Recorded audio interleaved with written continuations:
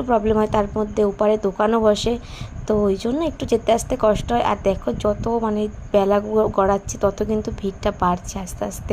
তো যাই হোক, আমার তো পুজো দেওয়া কমপ্লিট হয়ে গেছে, আমরা এখন যাচ্ছি বাড়ির দিকে। আর সত্যি কথা বলতে আমি সত্যি ভাবতে পারিনি যে আমি পুজোটা দিতে পারবো। বলে না মায়ের টান, সত্যি মা না টানলে হয়তো এবছর আমার বিপত্তানি দেওয়া হতো না।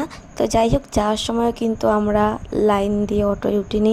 আসলে ব্যাপারটা হচ্ছে মুখের জোর থাকলে আর কিচ্ছু চাই না, সত্যি ঝগড়া টগড়া করে ঠিক আমরা অটোয় উঠে গেছি।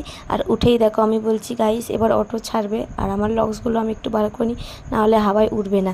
আর সত্যি কথা বলতে অটো মানে যে অটোটায় আমরা উঠেছিলাম আর কি, ব্যাকগ্রাউন্ডে কিন্তু গান হচ্ছিল, আর মানে ওয়েদারটা অত সুন্দর ছিল, ফিলটাই যেন অন্য লাগছিল।